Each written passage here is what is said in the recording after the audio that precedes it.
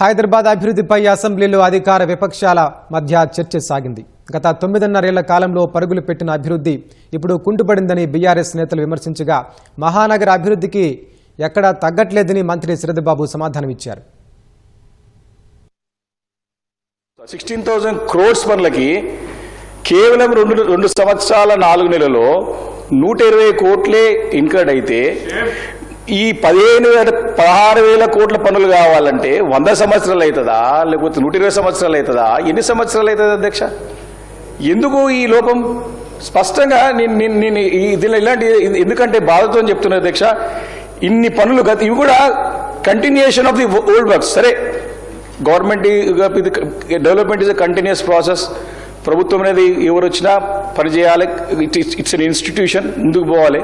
కానీ ఇంత నిర్లక్ష్య వైఖరి ఎందుకు హైదరాబాద్ పైన?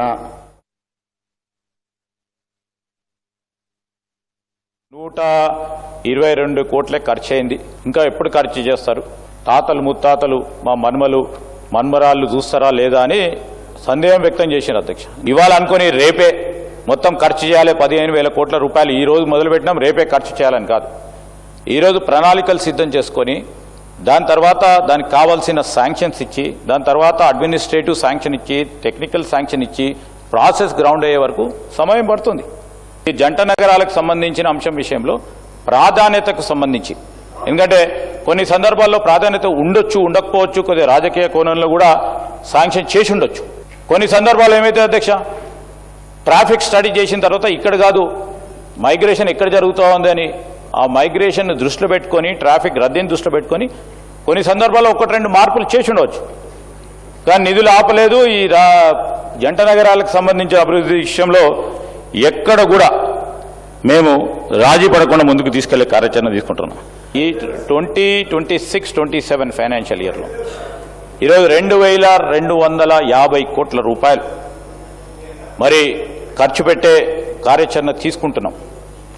మూసీ నది ప్రక్షాళనతో పాటు మౌలిక సదుపాయాలు, ప్రధానంగా రోడ్డు రవాణా సౌకర్యం కూడా మెరుగుపరచాలని మీరు చెప్పిన ఈస్ట్ వెస్ట్ కారిడార్ కూడా ఈ మూసీ ప్రాజెక్టులో సంకల్పించబడ్డది అధ్యక్ష.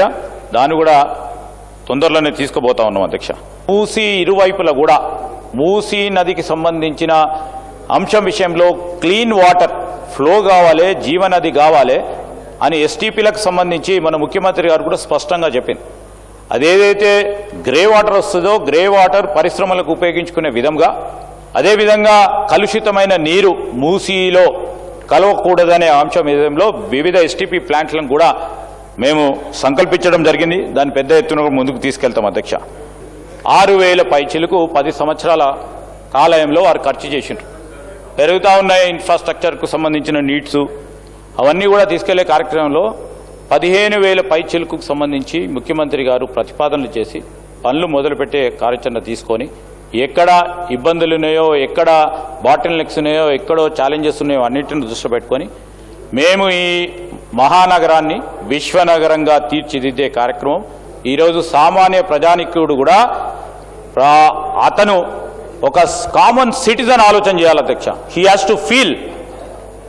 To feel that is staying in a international city. We are committed for it. మీరు రాజకీయం చేస్తూనే ఉండండి, మేము పనులు చేసుకుంటూనే పోతాం.